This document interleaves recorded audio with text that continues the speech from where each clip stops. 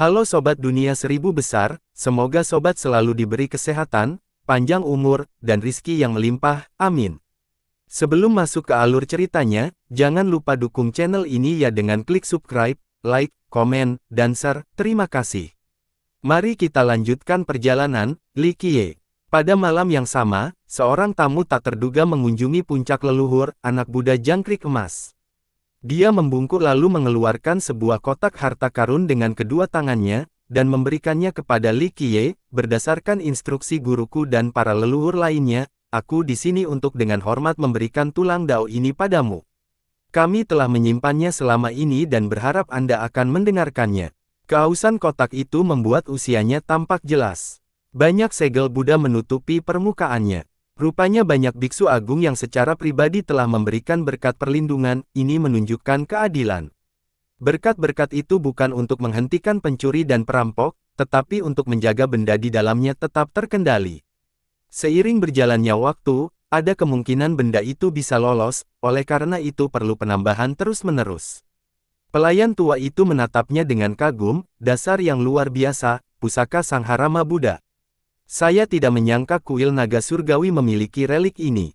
Golden Cicada melirik lelaki tua itu lalu menangkupkan tinjunya dan berkata, sudah kubilang, senior.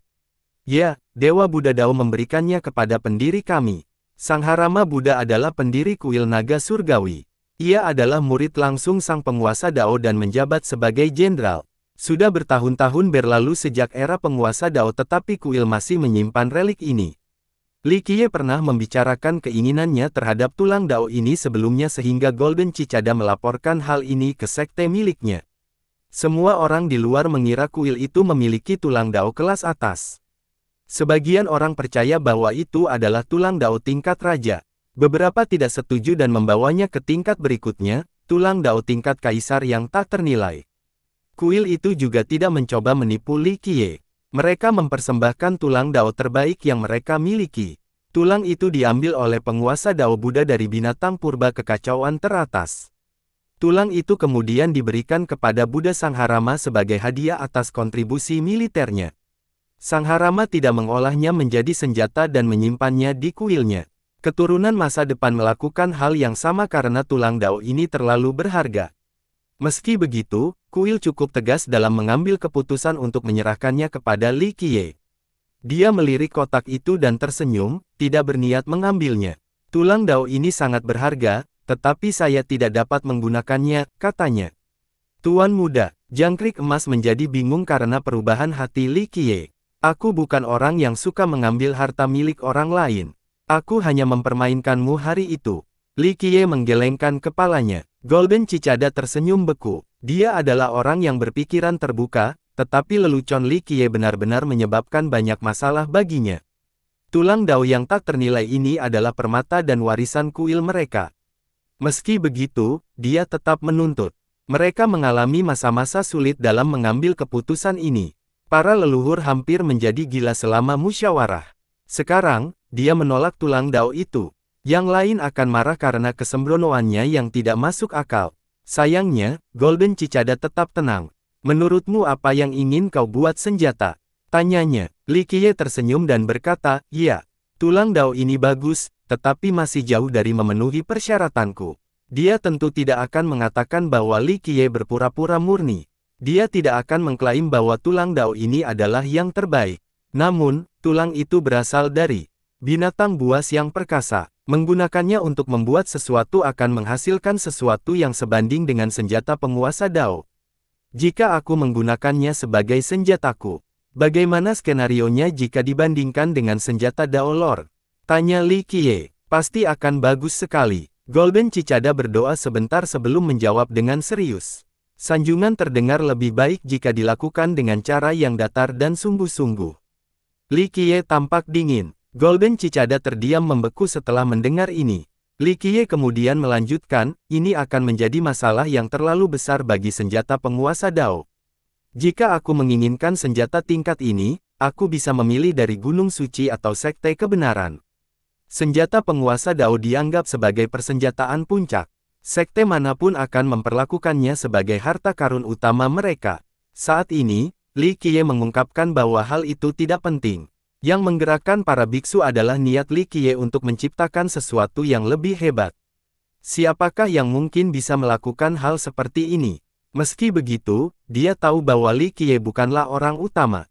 Hanya saja dia kesulitan membayangkan hasil akhirnya.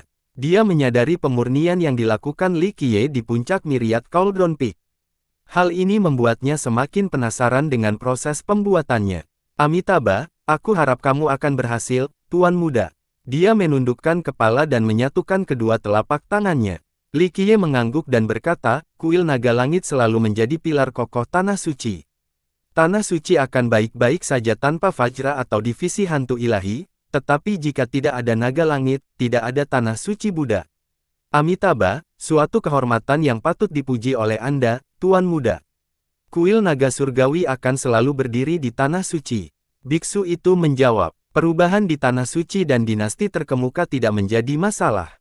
Para biksu naga surgawi selalu mendukung gunung suci dan menjadi pilar sistem ini. Tentu saja, gunung suci juga menghormati kuil naga surgawi. Oleh karena itu, kuil itu menganugerahkan banyak hukum jasa dan senjata penguasa Dao kepada kuil itu, yang memungkinkannya memiliki harta benda terbesar kedua di tanah suci. Kakek, apakah sektemu juga ada di sini? Tanya Li Qiye. Tuan Muda, tuanku ada di sini, tetapi dia tidak ingin menyinggung Anda dengan datang tanpa diundang. Kata biksu itu, silakan. Li Qiye berkata dengan tangannya, dia mungkin sedang sibuk mencari senjata abadi itu. Sang biksu tersenyum tanpa menjawab. Beritahukan kepada biksu tua bahwa tanah suci masa depan membutuhkan pendukung yang cakap. Li Qiye memberi perintah. Baik, Tuan Muda. Biksu itu tidak menyangka komentar serius dari Li Qiye, tetapi tetap membungkuk. Para pembudidaya tertarik pada harta karun di Black Tides, terutama anak-anak muda yang menjadi tidak sabar. Gogo, harta karun itu terkubur di dasar laut, siapa yang menemukan, siapa yang menyimpannya. Seorang pemuda berlari ke dalam laut. Beberapa lainnya membentuk kelompok sebelum berangkat. Mereka tetap waspada terhadap bahaya dan lebih memilih pilihan yang aman. Tentu saja, para pembudidaya yang lebih tua melakukan hal yang sama. Satu-satunya perbedaan adalah mereka bersikap rendah hati dan tidak ramah seperti orang muda. Beberapa membawa junior mereka ke sana dengan kecepatan tinggi. Mereka tahu bahwa memamerkan kekayaan adalah cara cepat untuk mati dalam situasi seperti ini. Menjadi terlalu sombong dan pamer bisa berakibat kematian. Mereka yang bepergian dengan paling tenang adalah para leluhur dan tuan yang menyendiri. Mereka jarang keluar dan tidak ingin bertindak gegabah. Mereka membutuhkan informasi yang dapat diandalkan sebelum bertindak, tidak seperti para pemuda yang mulai menggali mana-mana. Tujuan makhluk-makhluk tua ini bukanlah harta karun biasa. Mereka mengincar senjata abadi dalam legenda. Sepanjang sejarah, banyak leluhur dan penguasa kuno telah mencari senjata ini. Mereka tidak pernah menunjukkan diri kepada publik dan selalu waspada terhadap perubahan apapun di Black Tides. Inilah kesempatan mereka. Hanya dalam waktu singkat, orang-orang dari seluruh dunia datang dan berbondong-bondong ke Black Tides. Awalnya, mereka ditugaskan untuk membantu Black Cliff. Namun, sebelum pertempuran dimulai, mereka ingin menguji keberuntungan dan melihat apakah mereka bisa mendapatkan senjata yang luar biasa. Mereka tidak akan berani melakukan ini saat air hitam masih ada. Itu akan mengakibatkan kematian yang cepat. Namun sekarang, tempat itu menjadi lebih aman tanpa udara. Memang benar bahwa tempat ini menyimpan banyak harta karun. Harta karun itu berasal dari dua sumber, para guru yang telah meninggal di sini dan para guru yang terbentuk secara alami. Kelimpahan harta karun ini melahirkan banyak kabar baik. Klang, semua orang melihat cahaya memancar keluar. Beberapa orang bergegas mendekat, tetapi sudah terlambat. Bangsawan muda Qi dari kayu hitam menemukan sebuah tanda kebesaran yang ditinggalkan oleh seorang penguasa Dao. Kurasa setengahnya sudah robek, tetapi kemampuan bertahannya masih mengesankan.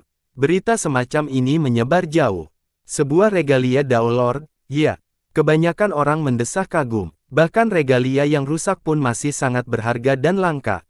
Seiring dengan munculnya lebih banyak cahaya di Black Tides, semakin banyak petualang yang menemukan harta karun di dasar laut atau palung yang dalam. Outcloud Elder menemukan keong aneh di parit. Setelah dinilai oleh Biandu, ternyata itu adalah keong malam tanpa suara. Spesies ini hanya ditemukan di Black Tides. Jika dia memberontak, itu bisa membuat lawan tertidur. Tuan Muda Pagoda Kuda Jantan juga menangkap seekor ikan, seputih salju dari atas sampai bawah. Biandu mengidentifikasinya sebagai naga loa hitam, spesies yang berubah karena udara di sini. Menggunakan darahnya untuk obat dapat meningkatkan keterampilan seseorang secara signifikan. Putri Lianshan mendapat pagoda emas kecil yang tidak diketahui asal-usulnya. Orang-orang mengatakan bahwa pagoda itu berasal dari pedang Tuan Muda Biandu. Berita terus bermunculan tentang harta karun, beberapa di antaranya luar biasa. Hal ini hanya membuat para pembudidaya berani mengambil risiko lebih besar. Kita harus menggali dan menggali semua harta karun di bawah tanah. Adalah seorang jiwa yang bersemangat. Tentu saja, tidak semua orang beruntung. Ada yang berteriak-teriak saat cahaya muncul bersamaan dengan suara pertempuran. Hal ini mengakibatkan berita buruk. Misalnya, murid-murid dari biara roh dipisahkan oleh monster di parit, para senior mereka datang untuk membantu tetapi semuanya dibantai. Tuan Muda Sekolah Perjalanan menggali harta karun jahat dan langsung kehilangan nyawanya. Sedangkan untuk Putri Hujan Bintang, ia dikejar oleh serangga berkaki 8.000 mil. Para pendengar menjadi lebih berhati-hati. Tentu saja, beberapa orang tahu bahwa mereka perlu waspada setelah memperoleh harta karun tersebut. Monster bukanlah satu-satunya masalah. Para pembudidaya lain mungkin menginginkan harta benda mereka dan menganggapnya sebagai mangsa. Anehnya, Biandu yang paling akrab dengan wilayah ini tetap pasif. Pada masa pasang surut sebelumnya, mereka selalu mengirimkan pasukan untuk mencari harta karun, tidak berlebihan jika menyebut mereka sebagai pemenang terbesar setiap saat karena pengetahuan mereka. Beberapa bahkan menyebut mereka sebagai pemanen Black Tides. Menurut rumor, mereka memiliki peta rincin tentang lautan ini, semacam peta harta karun. Ini adalah hal yang sulit dilakukan mengingat ukuran lautan. Meskipun demikian, klan tersebut menyembunyikan keberadaan peta tersebut. Oleh karena itu, kali ini mereka tidak bergerak sama sekali. Yang mereka lakukan hanyalah bertindak sebagai penilai harta karun orang lain. Hanya beberapa pembudidaya yang jeli memperhatikan hal ini. Sebagian besar petualang terlalu sibuk mencari harta karun daripada mengkhawatirkan Biandu. Misalnya, para leluhur kuno dan penguasa surgawi memperhatikan tindakan klan tersebut. Mereka berspekulasi bahwa klan tersebut mungkin mengetahui sesuatu tentang senjata abadi yang legendaris. Makhluk-makhluk kuat ini yakin bahwa Biandu memiliki kesempatan terbesar untuk menemukannya karena mereka telah tinggal di sini selama beberapa generasi. Kenyataannya, tepat setelah pasang surut, Biandu diam-diam telah mengirim sekelompok orang ke laut. Sayangnya, karena luasnya lautan, bahkan mereka yang melihat kelompok ini pada akhirnya akan kehilangan mereka. Klang, klak, klak, tugas para petualang tiba-tiba terganggu oleh resonansi senjata. Hal ini membuat mereka takut sekaligus gembira. Mereka mengira bahwa harta karunlah yang menyebabkan harmonisasi ini. Namun, itu hanya karena seorang pemuda menjelma menjadi langit. Anak liar dari timur. Orang-orang mendongak dan terkejut setelah melihatnya. Saya mengenakan pakaian kulit, rambut panjang terurai di bahunya dengan gaya acak-acakan.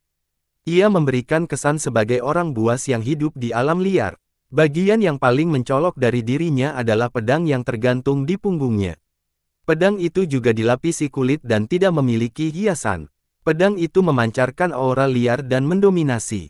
Aura ini mengoyak udara tanpa henti. Kerumunan orang menyerupai aura binatang buas yang keluar dari kandangnya. Munculnya anak pembohong itu menimbulkan kehebohan. Para jenius muda menarik napas dalam-dalam sambil memperhatikan. Anak pembohong itu ada di sini, jika Sion yang saleh datang juga, maka jenius hebat ketiga itu akan ada di sini. Seorang muda menjadi emosional. Wild Child of the East, Raites Sion, dan Trislases dianggap sebagai jenius tertinggi. Namun, Wild Child jarang menunjukkan wajahnya di Tanah Suci atau Sekte Raites. Oleh karena itu, dia tidak menetap di sana bersama rekan-rekannya. Meskipun begitu, kekuatannya pasti setara. Keahlian pedangnya tidak kalah dengan Trislases. Ia juga memiliki latar belakang bergengsi, sebagai putra praetor yang saat itu memimpin pasukan lintas timur. Ini cukup mengesankan, tetapi ia memiliki status lain yang menggemparkan. Para penonton menatap pedangnya dan gelombang energinya yang tak terkendali. Pedang itu menuntut perhatian sehingga mereka lebih fokus pada pedang itu daripada tuannya. Kau tahu, ku dengar anak pembohong itu adalah murid pedang gila Guan Batian. Benarkah itu? Tanya seseorang dengan lembut. Orang-orang di sekitar menggigil setelah mendengar judul ini. Karakter tingkat leluhur pasti akan memiliki reaksi yang sama juga. Mad-Blade Guan Batian dikenal di seluruh Eight Desola Chess, bukan hanya di wilayah Southwest King. Wilayah selatan saat ini memiliki banyak naga tersembunyi dan harimau yang jumlahnya ratusan. Beberapa sekte memiliki keberadaan kuno yang sedang tertidur. Saat ini, Buddha tertinggi dan Maha Benar berada di puncak. Keberadaan yang tertidur tidak akan menantang otoritas mereka tanpa alasan yang kuat karena risikonya. Namun, pedang gila Guan Batian dikenal sebagai yang ketiga. Selama kurun waktu lama, orang-orang percaya bahwa ia sama kuatnya dengan kedua petarung tertinggi tersebut. Ia mendominasi dengan pedangnya di masa mudanya, menyapu bersih West King tanpa perlawanan. Meskipun ia belum pernah melawan kedua petarung tertinggi sebelumnya, banyak yang percaya bahwa ia memiliki kesempatan yang sama untuk menang. Beberapa orang melangkah lebih jauh dan bahkan menyebutnya sebagai orang ketiga tertinggi setelah era Dewa Dao 8 Kuda. Sayangnya, di puncak ketenarannya, ia tiba-tiba menghilang dari publik. Tak seorang pun tahu keberadaannya. Dengan demikian, mereka perlahan melupakannya. Meskipun demikian, anak pembohong yang berpotensi menjadi muridnya tetap mengejutkan. Misalnya, Rai Tesion pernah diajari oleh Rai Tes Supreme sebelumnya, tetapi mereka bukan guru murid. Oleh karena itu, anak pembohong akan memiliki keuntungan terbesar dalam hal latar belakang dibandingkan kedua pesaingnya. Apakah kamu yakin? Tanya seorang jenius yang skeptis. Bodoh sekali jika membuat pernyataan seperti itu harus benar. Siapa yang berani berpura-pura menjadi murid Mad-Blade? Jawab seorang ahli. Ini memang benar. Mad-Blade dikenal sebagai orang yang sombong dan agresif. Berpura-pura menjadi muridnya dapat mengakibatkan pemusnahan klan. Anak pembohong itu mungkin putra praetor, tetapi ayahnya tidak akan mampu melindunginya dari Mad-Blade. Selain itu, latar belakangnya sudah cukup bergengsi, tidak ada gunanya berbohong. Itu masuk akal. Ada rumor Ten Mad-Blade yang memasuki 8 kerajaan saat dia masih muda. Saat itulah dia menghilang, jadi dia mungkin memilih untuk tinggal di sana sebagai pahlawan. Seorang tokoh penting dari generasi sebelumnya ikut serta dalam percakapan. Tidak mungkin, mengapa Mad-Blade memilih tempat itu? Tempat itu sunyi dan biadab. Seseorang dari Tanah Suci tidak setuju. Benar saja, kejeniusan tertinggi kita tidak akan pergi ke sana. Bahkan para petualang yang lebih tua pun memiliki pemikiran yang sama. Hal ini dapat dimengerti karena Mad-Blade berasal dari Tanah Suci. Lebih spesifiknya, Divisi Metropolis dan Akademi Dualitas. Mengapa orang-orang biasa peduli dengan pilihan Mad-Blade? Karena jika dia masih ada, itu berarti Tanah Suci akan memiliki dua orang yang unggul. Ini secara otomatis akan menempatkan Tanah Suci di atas sekte benar. Itulah sebabnya mengklaim bahwa dia berada di 8 kerajaan malah membuatnya terdengar seolah-olah dia telah mengubah kesetiaannya, tidak seorang pun dari Tanah Suci akan senang mendengar ini. Mad-Blade benar-benar pergi ke timur. Namun, tujuannya adalah untuk menemukan kerajaan abadi kuno. Seorang jagoan dari timur berkata dengan keyakinan penuh. Kenapa? Apakah dia ingin menantang dewa duniawi? Diskusi-diskusi hening langsung muncul. Ada kesalahpahaman tentang kerajaan abadi kuno. Masyarakat umum beranggapan bahwa ini adalah salah satu dari 8 kerajaan di sebelah timur. Padahal kenyataannya tidak demikian. Hanya mereka yang dari timur yang tahu sebaliknya. Kerajaan ini memang terletak di sebelah timur. Namun, lokasinya sesungguhnya masih menjadi misteri. 8 kerajaan dianggap sebagai pemimpin mereka dan misi mereka adalah melindunginya. Hal ini mencerminkan posisi Gunung Suci sebagai Tanah Suci. Adapun dewa duniawi yang legendaris, hanya sedikit yang memiliki hak istimewa untuk bertemu dengan makhluk ini. Bahkan penguasa Dao pun tidak selalu memenuhi syarat. Anak pembohong itu tak pernah berhenti setelah memasuki lautan, dan akhirnya menghilang dari pandangan. Apakah dia punya target yang jelas? Beberapa orang mencoba mengikuti tetapi tidak dapat mengikuti. Secara keseluruhan, ini adalah periode yang mengasyikkan bagi para petualang di Black Tides. Hari ini, kelompok Li Qiye juga datang. Tentu saja, dia tidak peduli dengan harta karun di sini. Sayangnya, Yang Ling terus mengoceh tentang keinginannya untuk menemukan beberapa harta karun. Dia punya waktu luang dan memutuskan untuk menghiburnya. Mereka melihat para petualang berhasil menggali harta karun. Yang Ling yang bersemangat menarik Li Qiye, dan dengan keras menuntut agar mereka juga menemukan harta karun sebelum pergi. Apakah anak liar dari timur benar-benar murid senior Guan? Dia juga melihat si jenius ini melayang di langit dan mendengar gosip, aku tidak percaya dia akan memilih orang barbar timur sebagai muridnya. Prasangka dalam kasus ini wajar saja.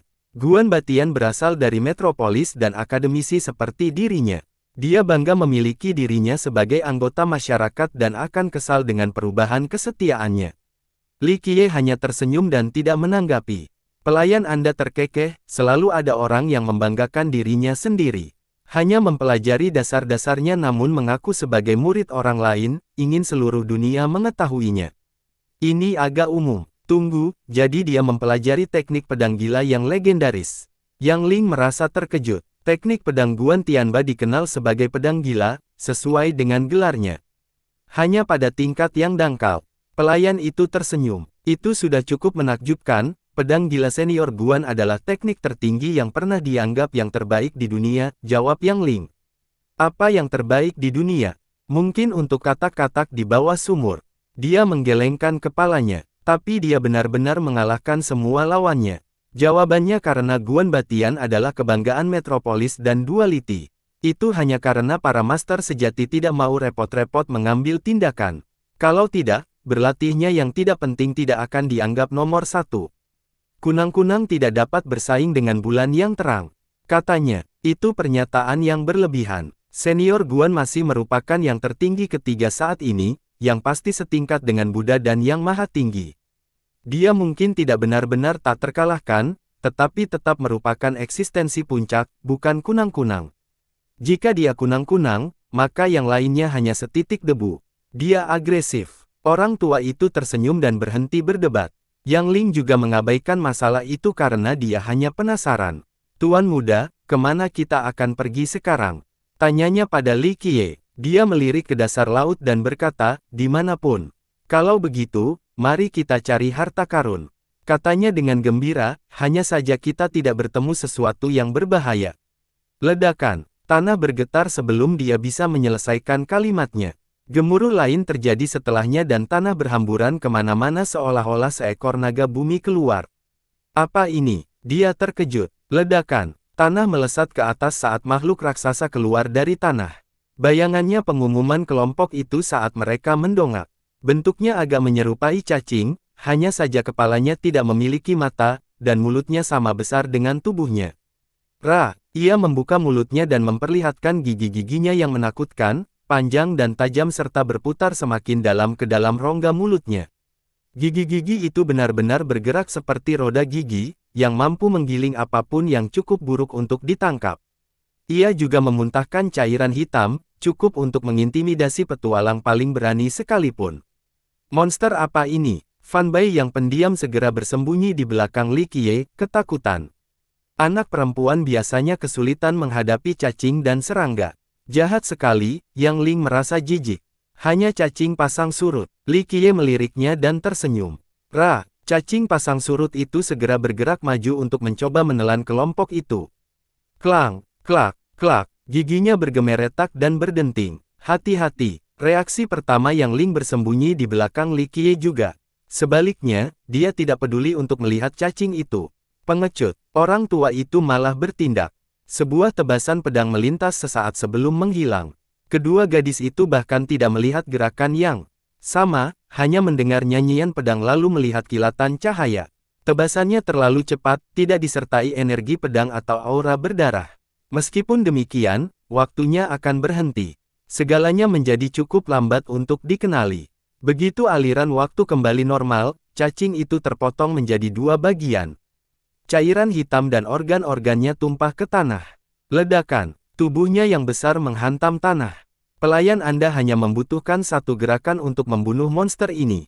Monster itu bahkan tidak melihat gerakan ayunannya, apalagi menahan serangannya. Cepat sekali, Yang Ling melupakan rasa takut dan ngeri cacing itu setelah melihat tebasannya. Dia bukan master tingkat atas atau semacamnya, tetapi tetap mengerti betapa dahsyatnya serangan tadi. Dia melirik lelaki tua itu, dia tidak memegang pedang di genggamannya. Senior, apa nama seranganmu sebelumnya? Dia tidak dapat menahan diri untuk bertanya, menyadari bahwa lelaki tua itu adalah seorang guru tersembunyi. Hanya ayunan biasa, tidak ada namanya. Dia tersenyum. Serangan biasamu sudah sangat kuat, jadi seberapa hebat tekniknya sebenarnya? Seni pedang apa yang kamu latih? Dia terpesona. Meskipun dia tahu bahwa meminta informasi tentang prestasi hukum seseorang berpotensi kasar atau bahkan menyinggung, dia tetap tidak dapat menahan diri. Lelaki tua itu melirik ke cakrawala dan menggelengkan kepalanya, sudah terlalu lama berlalu, aku sudah tua sekarang dan tidak bisa mengingat banyak hal tentangnya. Bahkan dalam kasus itu, apakah ilmu pedangmu dapat dibandingkan dengan pedang gila milik senior Guan? Dia menjadi lebih berani. Dia tersenyum dan tidak menjawabnya. Li Qiye memutuskan untuk mengatakan, Mad Blade adalah teknik pedang yang lumayan, tetapi tidak sebanding dengan tekniknya saat ini. Jika dibandingkan, dia hanya butuh 3 gerakan untuk membunuh Mad Blade. Benarkah? Yang Ling tidak akan menerima ini jika itu datang dari orang lain selain Li Qiye. Lagi pula, Mad Blade dan seni pedangnya cukup kuat sehingga dia berpotensi tergolong orang ketiga yang unggul. Siapa yang bisa membunuh Mad Blade dalam 3 gerakan? Bahkan Buddha dan Raite Supreme pun tidak. Dia pikir Li Qiye kemungkinan besar benar. Seruannya lebih karena terkejut daripada karena skeptis. Tentu saja, dia tersenyum. Itu menakjubkan. Dia melirik lelaki tua itu, masih tampak sedikit ragu. Hanya 3 tebasan untuk memotong Dao. Laki-laki tua itu tampak tidak puas sedikit pun dan tampak sedang memikirkan sesuatu. Dia tidak mengerti apa yang sedang dibicarakannya. Sayangnya, mereka berdua tampak cukup percaya diri dengan penilaian yang tidak dapat dipercaya itu. Dia berdiri di sana dalam keadaan lemas dan terkejut. Tidakkah kamu ingin mencari harta karun? Ada satu di sini. Li Qiye terkekeh. Harta karun? Di mana? Dia kembali sadar dan mulai melihat sekelilingnya dengan penuh semangat. Keluar. Li Qiye meraung. Ada sebuah lubang yang dipenuhi lumpur di dasar laut di depan mereka. Cebur. Sebuah batu bundar melompat keluar dari sana seolah-olah memiliki kaki. Batu itu berbentuk bulat sempurna dengan garis-garis hitam dan putih yang berselang-seling. Batu itu tidak memiliki mata, tetapi Yang Ling merasa seolah-olah batu itu menatapnya dengan mata bulat yang imut. Ini harta karun. Matanya menjadi lebih cerah. Anak kecil, marilah. Dia segera meraihnya. Sebuah retakan muncul di batu itu dan kerikil yang lebih kecil melesat keluar, berhasil mengenai dahinya. Dia mulai melihat bintang-bintang dan hampir terjatuh ke tanah. Dahinya menjadi bengkak setelahnya. Dia mengerang dan memegang dahinya, merasa heran. Dia masih seorang kultivator yang cakap dengan kelincahan yang terpuji. Ahli biasa tidak mungkin memukul dahinya seperti itu. Cederanya tidak parah, tetapi dia tidak bisa menghindarinya. Dia tidak tahu apa yang terjadi sebelum terkena pukulan itu. Apa ini? Tanyanya sambil memegang dahinya yang bengkak. Batu itu mulai menggelinding dengan kecepatan yang mengesankan, sambil mengeluarkan suara klik. Kejarlah, dia akan membawamu ke suatu tempat yang bagus, kata Li Qiye dan mengikutinya. Sebuah perbendaharaan, ya, dia menjadi bersemangat. Dia tersenyum tanpa menjawab. Kelompok itu bergegas mengikuti batu itu. Tampaknya dia menyadari pengejarnya dan meningkatkan kecepatannya, melesat cepat bintang dan menyebabkan debu semakin membara kemana-mana. Sayangnya, tak peduli seberapa cepatnya, ia tak dapat mengalahkan Li Qiye. Baginya, ia adalah bayi yang sedang tumbuh. Kenyataannya, usaha pelariannya sudah gagal sejak awal. Bahkan jika ia bisa kehilangan kelompok itu, ia tetap meninggalkan jejak samar untuk diikuti kelompok itu. Ia berlayar semakin jauh ke dalam laut hingga mencapai pegunungan. Biasanya, pegunungan ini tidak terlihat karena airnya yang hitam.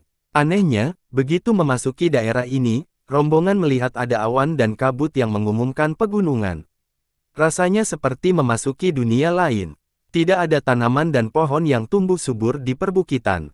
Meskipun demikian, seseorang tetap bisa tersesat karena jarak pandang yang berkurang saat semakin tinggi.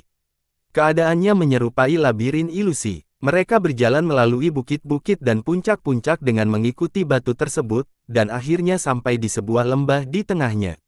Di tengah-tengah lembah ini terdapat kemiripan tanah yang tampak seperti hamparan alam surga dan bumi. Kedua gadis itu tercengang melihat pemandangan di dalamnya. Seluruh lembah dipenuhi dengan batu-batu bulat seperti sebelumnya. Mereka datang dari mana-mana dan berdesakan seperti anjing laut. Rupanya ada sesuatu yang penting untuk mereka lakukan di sini. Mereka berbaris rapi dari pintu masuk sampai ke persimpangan tanah. Masing-masing memiliki posisi sendiri dan tidak akan berubah ke arah yang salah. Ini adalah adegan yang cukup lucu dan menggelikan. Ada juga petani lain yang menunggu di luar lembah karena mereka mengikuti batu yang berbeda di sini. Fokus Yang Ling jatuh pada titik tertinggi penyimpangan itu. Sebuah harta melayang di sana, seukuran keranjang cucian muka, mungkin 3 kali lebih besar. Bentuknya agak oval dengan salah satu ujung panjang dan sempit. Bahannya tampak terbuat dari batu giok semi-transparan. Meskipun demikian, tidak ada batu giok. Ia mengeluarkan partikel-partikel cemerlang yang lebih baik seperti roh-roh kecil.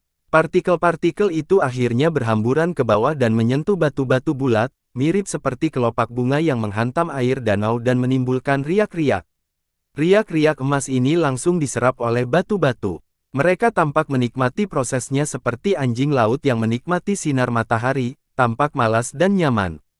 Semua orang kemudian mengerti bahwa batu-batu itu menggelinding ke tempat ini. Sasarannya adalah partikel-partikel dari harta karun ini. Apa harta karun ini? Orang-orang mulai bertanya-tanya tentang benda yang menyerupai batu giok ini. Bahkan orang-orang yang berpengetahuan luas pun tidak tahu. Meskipun demikian, orang bodoh pun dapat mengatakan bahwa itu menakjubkan. Itu milikku. Seseorang dari generasi sebelumnya melompat maju dan mendarat di tanah warisan itu, meraih harta karun itu. Namun, sebuah batu membalas dengan memuntahkan potongan yang lebih kecil dengan segera. Sang ahli mengucapkan kata-kata kepada orang lain dan menciptakan badai. Lengan bajunya diarahkan untuk mencegah kerikil datang. Ledakan. Sayang, dahinya tetap kena benturan. Pemirsa tidak melihat dengan jelas. Dia berteriak kesakitan sebelum terjatuh dari tanah. Lapangnya. Ledakan. Wah. Brak. Batu-batu lainnya tidak menunjukkan belas kasihan dan melemparkan lebih banyak kerikil ke kepalanya. Sialan, dia tidak bisa menghalangi satu pun dari mereka. Kenyataannya perlawanan itu sia-sia. Batu-batu itu memiliki akurasi yang sempurna dan selalu mengenai sasaran yang tepat. Ia mengerang kesakitan sambil berguling-guling di tanah, berusaha sekuat tenaga untuk menutupi kepalanya. Begitu ia berhasil keluar dari lembah, ia mendekat dan menangis terseduh-seduh. Wajahnya membengkak seperti kepala babi, sama sekali tidak bisa dikenali. Yang lain ingin tertawa tetapi merasa kasihan padanya. Beberapa teman datang untuk mengoleskan salep ke wajahnya. Celakanya, ia terus menjerit kesakitan, seakan-akan disengat 1000 lebah. Aku ingin tahu benda-benda apa ini. Kerumunan itu mengalihkan perhatian mereka kembali ke lembah. Ketika mereka berbaris dengan cara yang lucu dan tidak berbahaya ini, tidak seorang pun dapat melihat potensi serangan mereka. Mereka hanyalah batu yang seharusnya tidak dapat melukai para pembudidaya. Celakanya, begitu mereka mulai memuntahkan kerikil yang lebih kecil, mereka tidak pernah meleset dari sasaran, yang mereka lakukan hanyalah menghindar adalah hal yang sia-sia. Biar aku coba, seorang petualang muda mengaktifkan armornya. Pelat tebal yang mengelilinginya untuk pertahanan yang tak terkalahkan. Penjaga Sierra. Dia adalah bangsawan muda Chongshan dari Metropolis. Seseorang secara langsung mengenali set baju zirah dan orang itu. Baju zirah ini sangat tebal dan tidak mudah patah. Pakar lain berpikir bahwa pemuda berbaju zirah ini akan mampu menghentikan kerikil. Setelah mengaktifkan pertahanannya, pemuda itu menjadi lebih berani dan perlahan berjalan memasuki lembah. Begitu dia melangkah masuk, satu batu langsung menyerang. Suara mendesing. Aktifkan. Teriak pemuda itu. Baju zirahnya menjadi cemerlang dan banyak lapisan gunung muncul di hadapannya. Ini tampaknya cukup untuk menghalangi apapun. Ledakan. Sayangnya, keramik yang lebih bagus itu masih mengenai dahinya. Semua aspek pertahanan dari baju besi itu menjadi tidak berguna. Ah! Dia terjatuh ke belakang dan merasa ngeri. Meskipun demikian, ia menahan rasa sakit dan mulai merangkak keluar dari lembah. Meskipun demikian, ia menelan 2 atau 3 tegukan lagi dan masih berteriak setelah berhasil keluar.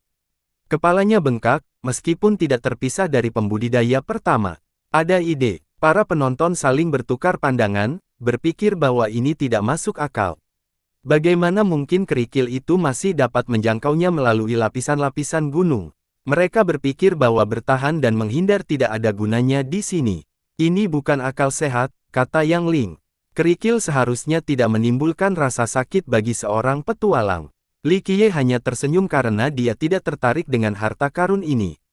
Penghindaran spasial. Tatapan mata lelaki tua itu menjadi dalam saat menatap potongan batu giok di atas gundukan tanah. Dia jelas melihat beberapa petunjuk. Giliranku. Pemuda lain dengan nyala api yang berdenyut di tubuhnya melangkah maju. Tuan Muda Tu Huo. Penduduk setempat tentu mengenalinya. Dia berdiri di depan lembah dan berteriak, "Tera lava." Ia membentuk mudra dan mengaktifkan hukum kebaikannya. Api di dalam tubuhnya membumbung ke udara. Gemuruh. Magma dari bawah tanah membubung dan berubah menjadi meteor, melesat lurus ke arah lembah sambil meninggalkan jejak api di belakangnya. Banyak penonton yang menarik napas dalam-dalam sambil menyaksikan serangan apokaliptik itu. Tuan Muda Tu Huo sesuai dengan reputasinya sebagai seorang jenius terbaik di hutan hitam. Bahkan para pengunjung memuji keajaiban itu. Ia berinisiatif untuk melakukan serangan daripada pertahanan diri, dan ingin menghancurkan batu-batu di dalamnya dengan lava meteor. Dalam sepersekian detik itu, batu giok di kontraindikasi itu menjadi sangat terang dan menciptakan penghalang yang melindungi lembah. Gemuruh. Meteor-meteor itu menghantam penghalang dan berhenti di jalurnya. Dampak dahsyat dan panas yang menyengat tidak dapat menghancurkan penghalang ini. Kita lihat saja nanti. Seorang leluhur kehilangan kesabarannya dan berteriak, "Badai galaksi." Setelah mengatakan itu, dia memanggil sebuah harta karun. Aura pertaniannya segera menghancurkan area tersebut. Sebuah galaksi muncul di atas dan bintang-bintangnya segera menghalau penghalang. Dia adalah Perdana Menteri Celestial Country. Seorang penonton berteriak, badai galaksi miliknya telah menghancurkan pasukan yang berjumlah 100.000 sebelumnya. Leluhur ini menjabat sebagai Perdana Menteri negara yang kuat di Tanah Suci. Serangannya membuat orang banyak ketakutan. Boom! Sayangnya, ini masih jauh dari cukup untuk menghancurkan penghalang itu. Berdengung, ruang tiba-tiba bergetar dan leluhur lainnya langsung muncul di depan batu giok. Ia mengenakan pakaian serba hitam dan tampak samar-samar seperti nyala api yang hampir padam. Nenek moyang divisi hantu ilahi. Seorang ahli berteriak, tidak menyangka begitu banyak tokoh besar ada di sini. Kau milikku. Spekter mencengkeram tangan ke depan dan menggenggam erat potongan batu giok itu. Dia berhasil. Banyak orang berteriak setelah melihat ini. Anehnya, dia tidak dapat menggerakkan batu giok yang mengapung itu sama sekali. Kemungkinan besar batu giok itu memiliki akar yang dalam di suatu tempat. Ia memulai kekuatannya dan vitalitasnya meledak dengan cemerlang.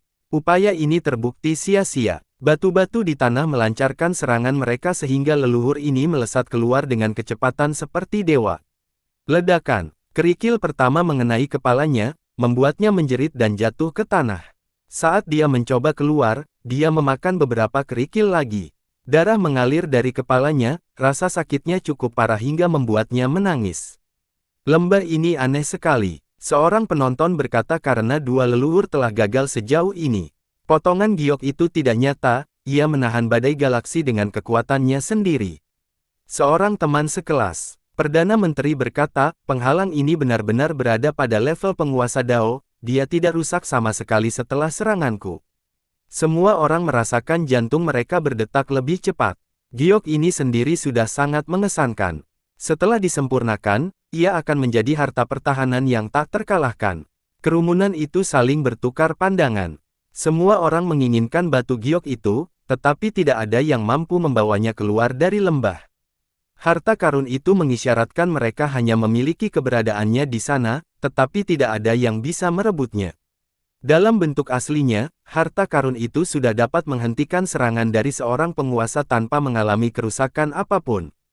Setelah disempurnakan, harta karun itu akan mencapai tingkat kekuatan yang tak terbayangkan. Orang-orang tidak dapat menyembunyikan keanehan pada mata mereka saat menatapnya. Kita harus bekerja sama. Tuan Muda Tu Huo menyarankan hal ini kepada para petinggi dan para leluhur sebelumnya. Kelompok tua ini mulai berspekulasi. Salah seorang leluhur berkata, hanya ada satu harta karun. Dalam hal senioritas, Tuan Muda Tu Huo tidak memenuhi syarat untuk bernegosiasi dengan para leluhur dan terutama dengan orang-orang penting dari generasi sebelumnya. Namun, ada seorang tetua tinggi dari klan yang berdiri di belakangnya saat ini. Itu berarti bahwa ia dapat mewakili klan mereka dalam urusan publik. Di wilayah ini, orang luar perlu memberi muka kepada Tu Huo.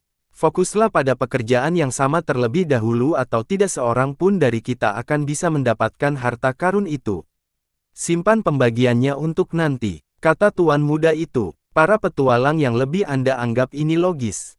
Dalam keadaan seperti ini, tidak seorang pun akan mampu meraih batu giok itu sendirian.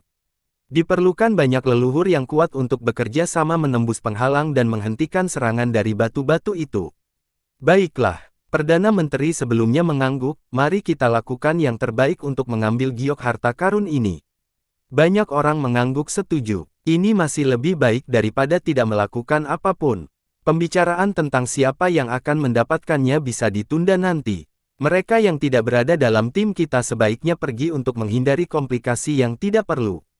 Tuan muda itu menyarankan, akan sangat disayangkan jika orang lain memanfaatkan pekerjaan dan usaha mereka.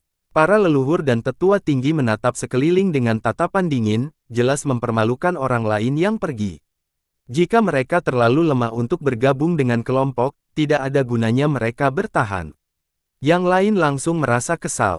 Mereka bergumam dengan geram, tidak berani membalas. Li Qiye kehilangan minatnya saat ini.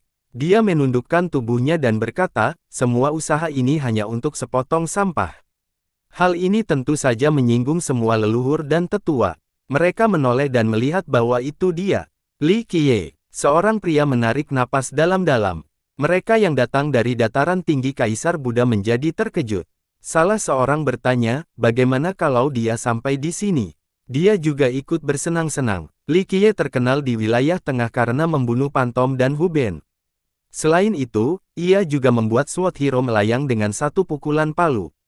Pekerjaan terakhir itu membuat para ahli top ketakutan.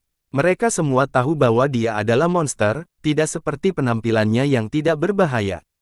Tentu saja, penduduk setempat atau mereka yang berasal dari 8 kerajaan belum pernah mendengar tentang eksploitasi Li Qiye. Apakah dia kuat? Seorang petualang dari timur melihat ekspresi tinggi dan bertanya-tanya.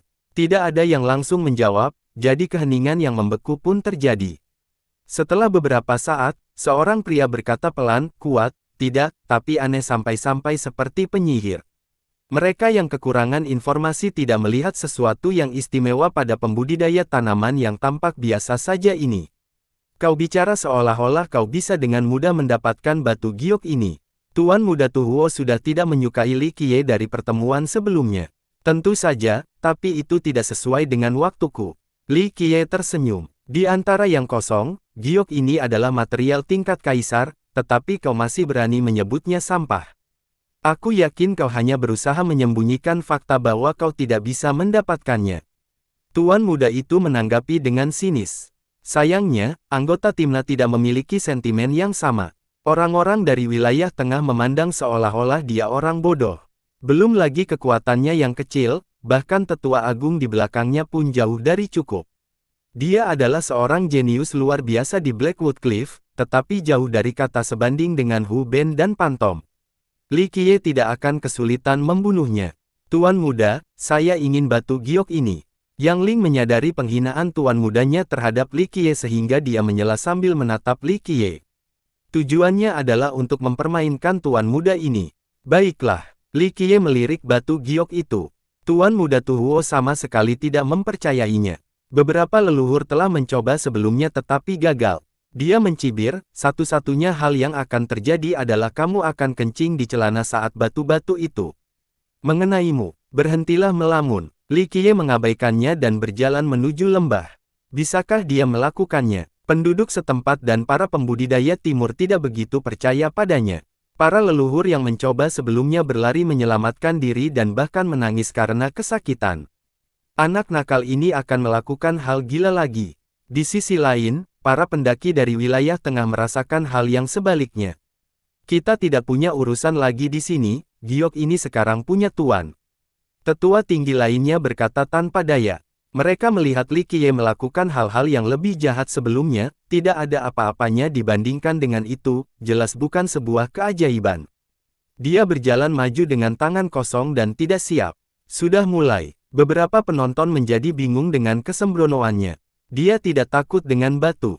Para ahli yang lebih tua dari Blackwood merasa aneh. Mereka menganggapnya sebagai orang yang sombong dan ceroboh. Haha, tunggu saja, dia akan segera memiliki kepala babi di atas celananya yang basah, akan terlihat sangat menyedihkan. Tuan Muda Tuhuo gelisah dan tidak sabar untuk menonton pertunjukan itu. Dia memiliki pengalaman pribadi tentang seberapa kuat batu-batu ini. Sayangnya, seringkali berubah menjadi kejutan yang nyata. Yang lain juga membuka mulut dan mata lebar-lebar. Li Qiye berjalan santai memasuki lembah berbahaya itu seolah-olah itu hanya jalan biasa. Batu-batu itu tidak bereaksi atau bergerak sama sekali seolah-olah mereka tidak melihatnya. Akhirnya masuk akal karena mereka tidak punya mata. Keheningan menguasai dan kelumpuhan melanda massa. Sebelumnya, para leluhur yang kuat telah gagal mencapai penghalang dan batu, akhirnya melarikan diri karena malu. Sedangkan Li Qiye, dia tidak memiliki pertahanan dan persiapan yang sama sekali, seolah-olah dia tidak menyadari bahaya yang mengancam jiwanya. Meskipun demikian, batu-batu itu sama sekali tidak mencoba menyerangnya. Apa yang dilakukan batu-batu itu? Apakah mereka sedang tidur? Apakah dia menghipnotis mereka? Seorang ahli kembali sadar dan berkata dengan pelan. Dia lalu diam-diam melangkah ke lembah, ingin mengikuti Li Qiye. Ah! Sialnya, dia menjerit saat kakinya menyentuh tanah karena terkena kerikil. Dia langsung menarik kakinya dan mundur. Jelaslah bahwa batu-batu itu tidak tidur. Hanya saja karena beberapa alasan yang tidak diketahui, mereka tidak ingin menyerang Li Qiye. Kenapa dia bisa masuk? Seorang petualang bertanya. Mungkin dia punya teknik siluman yang bisa menghentikan batu-batu itu menemukannya. Pemuda lain berspekulasi dengan berani. Itu tidak menarik perhatian banyak orang karena sebelumnya, Spectre Ancestor telah menyusup ke lembah. Sebagai anggota ras hantu, teknik silumannya lebih unggul daripada kebanyakan orang di dunia. Ini masih belum cukup, karena dia Li Qiye, seorang ahli dari generasi terakhir yang datang dari dataran tinggi Kaisar Buddha berkata, dia telah melakukan banyak hal aneh sebelumnya, ini bukan apa-apa. Yang lain saling bertukar pandangan, tidak setuju dengannya. Hal ini tidak memberikan alasan atau penjelasan yang nyata. Mengapa batu-batu itu tidak menyerang Tuan Muda? Yang Ling juga tidak tahu.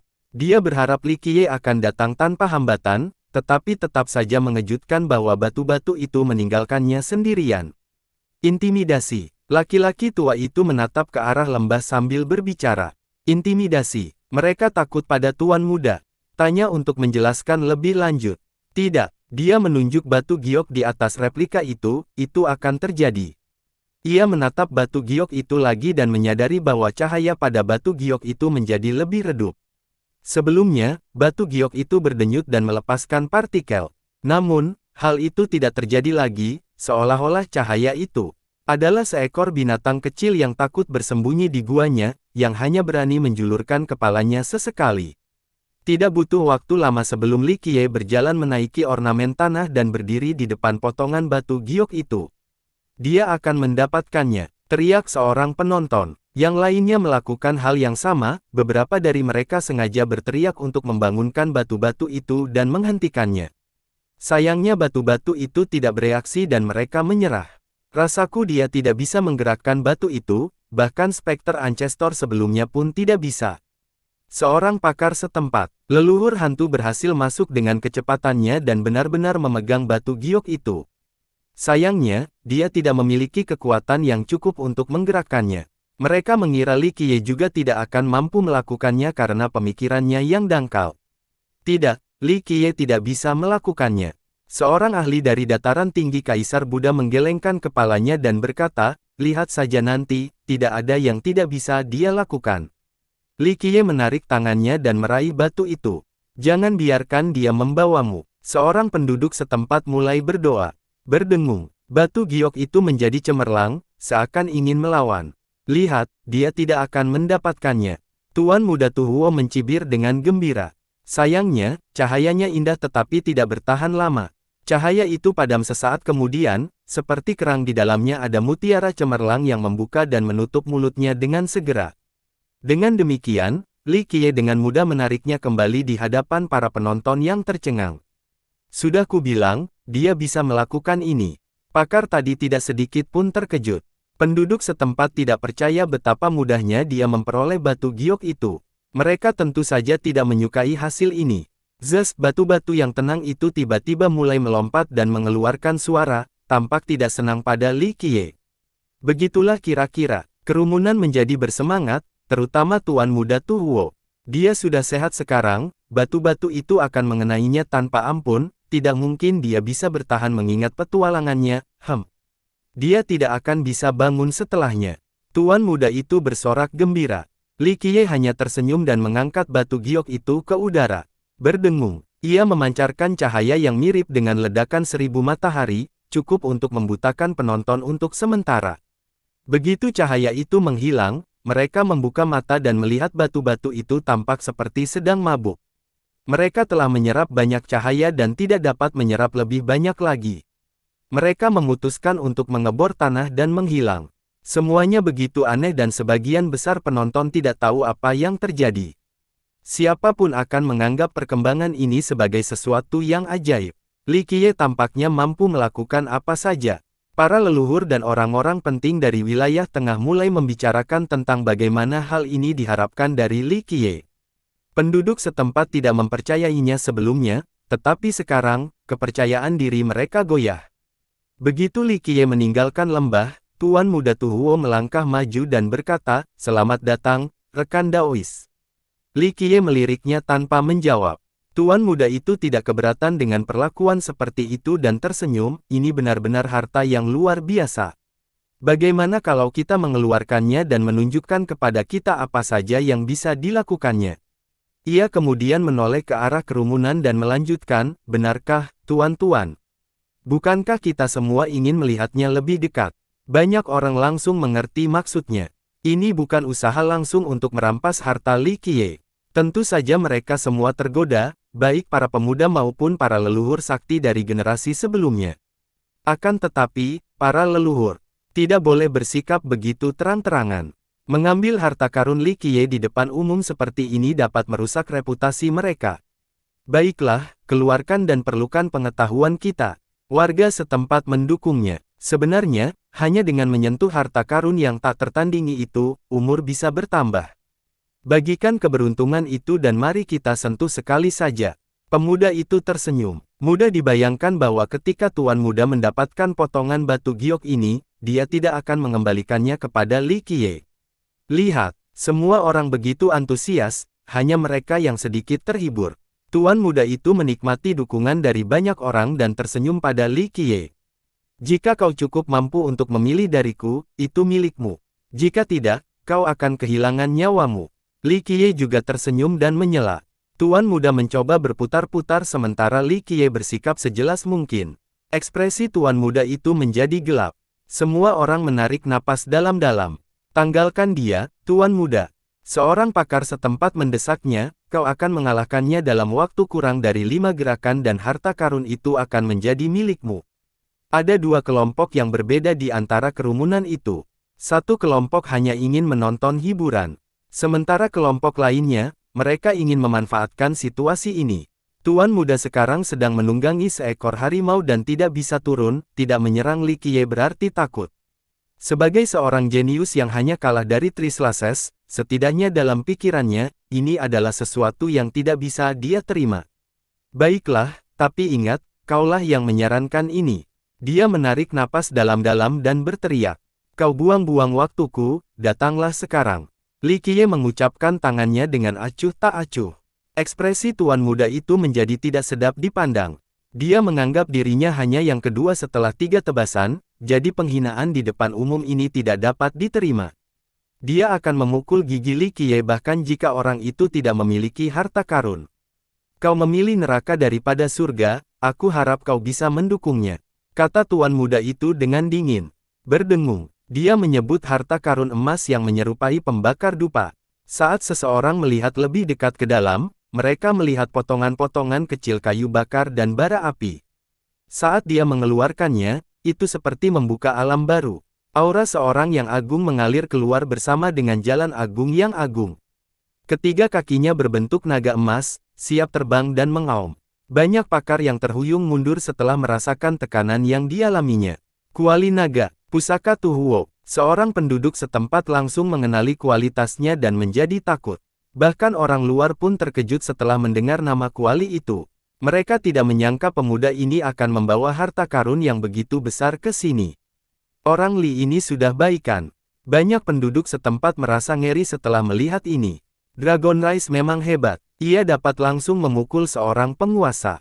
Harta karun pertahanan tidak efektif melawannya, kata seseorang dari luar. Kuali Tuhuo yang terkenal memang pantas mendapatkan ketenarannya. Sayangnya, kuali itu berhadapan dengan Li Qiye. Seorang tokoh penting dari dataran tinggi tidak setuju. Nak, ambil ini. Tuan muda tidak memberi Li Qiye kesempatan untuk bersiap. Ledakan. Vitalitasnya melonjak ke langit dan berubah menjadi kobaran api yang membakar. Hal ini secara langsung memperkuat kualitas tersebut. Ra, ra, ra. 3 teriakan naga terdengar. Kuali itu membuka mulutnya dan menyemburkan semburan api yang tak berujung. Kualifikasi itu menyapu langit dan dapat menghancurkan makhluk Athena. Gemuruh, naga ketiga yang mengangkat kuali itu tiba-tiba terbang keluar dari kuali dan terperangkap Li Qiye di tengahnya. Api mereka sendiri melelehkan tanah di bawah mereka, mengubahnya menjadi lahar. Binatang buas, teriak sang raja muda dan memerintahkan para naga. Mereka membuka mulut dan memuntahkan api naga. Api itu menelan area itu dan menenggelamkan Li Qiye. Danau lava adalah satu-satunya yang tersisa dari wilayah Li Qiye. Para penonton menggigil setelah melihat serangan ini. Itu adalah harta karun milikmu, kata salah satu dari mereka. Itu tidak buruk, itu cukup mengesankan. Seorang tetua agung mengangguk setuju. Li Qiye dikelilingi api di atas dan lahar di bawah. Keduanya mulai menyerbu ke arah satu sama lain, ingin membakarnya menjadi abu. Tidak ada tempat untuk lari. Teriak seorang penduduk setempat. Itulah yang dia dapatkan karena dia lebih-lebihkan dirinya sendiri dan menyinggung Tuan Muda Tuhuo. Kata jenius lainnya. Tuan Muda Tuhuo tersenyum setelah mendengar komentar ini. Dasar bodoh. Seorang pria dari dataran tinggi gumaman. Berdengung. Area target lava dan api tiba-tiba menjadi cemerlang. Sumber cahaya ini berasal dari batu giok di tangan Li Qiye, yang berfungsi sebagai perisai terhadap semua serangan. Api yang membakar dan lava yang tak tertahankan tidak dapat berbuat apa-apa terhadap penghalang ini. Banyak penonton siap setelah melihat blok yang mudah. Apakah kalian lupa bahwa batu giok ini menghentikan serangan Perdana Menteri sebelumnya? Seorang anggota kerumunan mengingatkan mereka. Tuan Muda Tuhuo juga tidak menyangka akan mendapatkan hasil ini, ekspresinya langsung masam. Hanya itu, sekarang giliranku. Li Qiye tersenyum, berdengung. Sebuah retakan seperti mulut muncul di batu giok itu. Batu giok kemudian menyerap api dan lava dengan ganas. Api dari naga dan kuali itu sendiri telah ditelan oleh batu giok itu. Kekuatan mereka, meskipun dahsyat, tidak berguna dalam kasus ini. Buang, potongan batu giok itu tidak berhenti di situ. Daya isapnya meningkat dan dengan paksa menarik api keluar dari dalam kualitasnya sendiri. Sialan. Tuan Muda Tuhuo menyadari ada yang tidak beres dan segera memanggil api. Sayangnya, daya hisapnya terlalu kuat dan Tuan Muda tidak dapat menghentikan pemindahannya. Harta karun giok ini bisa melakukan lebih dari sekadar pertahanan. Beberapa leluhur dan tetua agung menjadi tercengang. Mereka berasumsi bahwa giok ini hanyalah harta karun pertahanan. Meskipun demikian, mereka sangat terkesan dengan potensinya karena berada di level penguasa Dao. Sekarang, ia juga memiliki sifat penyerap. Ini membawanya ke level berikutnya. Senjata macam apa yang akan muncul dari bahan pembersih yang luar biasa ini? Parah. Tuan muda itu dengan tegas menghentikan vitalitasnya sendiri untuk memberdayakan kualitas dan menghentikan proses penyerapan. Dia terhuyung mundur karena serangan balik. Ledakan. Saat dia menenangkan diri dan mendongak, dia melihat kobaran api keluar dari batu giok itu. Api ini terbentuk dari api dan lava yang diserap sebelumnya. Namun, api dan lava itu tampak jauh lebih kuat dari sebelumnya. Sinar itu berubah menjadi sinar yang menembus segalanya dengan panas yang mampu memurnikan segalanya. Meskipun jaraknya jauh, para penonton merasakan sakit karena panasnya itu sehingga mereka mulai berlari. Maju, Tuan muda yang ketakutan itu melantunkan mantra dan hukum pun muncul. Naga api ketiga segera berada di depannya dan memuntahkan 3 gelombang api. Mereka berkumpul bersama, berharap dapat menghentikan sinar yang datang. Ledakan. Sisi kedua itu bertabrakan dan sinar giok berada di atas angin, terus-menerus mendorong sisi lainnya. Akhirnya, api naga-naga itu padam sepenuhnya dan makhluk-makhluk itu mulai mencair. Sementara itu, sang penguasa muda membawa kualitasnya dan harus mengaktifkannya lagi untuk tujuan bertahan. Dia basah oleh keringat, hampir kelelahan. Pembalikan ini mengejutkan banyak orang. Mereka mengira Li Qiye sudah mati karena kualitas apinya, tidak seorang pun menyangka bahwa tuan muda itu akan berada di ambang kematian. Nah, ini sudah cukup. Siapapun yang bisa melakukan kesalahan, maafkanlah jika memungkinkan. Seorang tetua dari Tu Huo berteriak. Beberapa lagi melepaskan vitalitas mereka, siap menyerang Li Qiye. Tuan muda sedang sibuk, itu saja. Pelayan Anda itu menoleh ke arahnya. Para tetua menjadi marah. Meskipun mereka tidak memiliki wewenang yang sama dengan Biandu, mereka tetap berwibawa dan tidak mau direndahkan oleh seorang pelayan. Siapa kamu, orang tua? Teriak seorang tetua, hanya seorang pembantu. Dia tidak berkedip saat menjawab. Minggirlah. Para tetua ingin menyelamatkan tuan muda dan tidak ingin membuang-buang waktu mereka dengan seorang pelayan. Salah satu dari mereka melancarkan serangan telapak tangan. Klang, suara pedang tajam terdengar, lalu darah mengalir di udara. Kepala-kepala terlihat lebih besar di udara. Kepala-kepala itu milik para tetua Tu Huo, matanya masih terbuka lebar. Mulut para penonton langsung menganga melihat pemandangan ini. Mereka tidak dapat mengatakan apa-apa untuk menggambarkan emosi mereka saat ini. Hal yang sama juga terjadi pada para korban. Mereka tak menyangka akan mati dalam waktu kurang dari sedetik. Mereka tidak melihat bagaimana lelaki tua itu menggunakan pedangnya. Sudah terlambat untuk berteriak ketika mereka melihat tubuh mereka jatuh. Biasanya, pelayan tua itu mengikuti di belakang Li Qiye dan bersikap tenang, tidak ada yang menyadari sesuatu yang istimewa tentang auranya. Mereka mengira dia hanya seorang pelayan yang mengurus kehidupan sehari-hari Li Qiye. Hal ini membuat pembunuhan itu sangat mengejutkan. Para leluhur yang kuat dan para tetua juga tidak dapat melihat teknik pedang itu.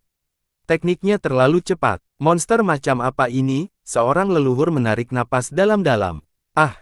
Pada titik ini, api giok akhirnya membakar tuan muda itu. Dia tidak lagi memiliki energi untuk melawan. Tidak, teriakannya penuh dengan amarah dan keengganan. Tak lama kemudian, yang tersisa hanya abu. Para penonton menjadi sulit berkomentar. Mereka saling bertukar pandangan dengan bingung. Awalnya, mereka mengira Li Qiye tidak punya kesempatan untuk mendapatkan batu giok itu, tidak hanya dia mendapatkannya, dia juga mampu menunjukkan kekuatannya. Dari awal hingga akhir, dia tidak menggunakan jasa hukumnya sendiri dan hanya mengangkat batu giok setinggi-tingginya. Kemenangan ini hanya karena batu giok itu sendiri. Siapa dia? Akan tetapi, para leluhur dan Perdana Menteri justru memusatkan perhatian pada pelayan tua itu. Dia memejamkan mata dan mengenakan jubah abu-abu murahan. Dia tidak membawa pedang, dia juga tidak memiliki aura yang tajam. Siapa lagi yang secepat dia dalam memegang pedang? Seorang tetua sekte bertanya-tanya. Para tetua dari Tu Huo bukanlah guru besar atau semacamnya. Meskipun demikian, mereka cukup cakap dan relatif terkenal. Fakta bahwa mereka terbunuh sebelum mampu melawan merupakan bukti kekuatan tebasan itu. Para leluhur dan tetua agung memikirkan tentang para ahli pedang saat ini di wilayah ini. Mereka hanya menemukan satu nama. Namun, pelayan Anda sama sekali tidak terlihat seperti orang ini. Pelayan tua itu selalu sombong dan angkuh. Sebaliknya, pelayan tua itu terlihat rendah hati dan menerima perannya. Bersambung.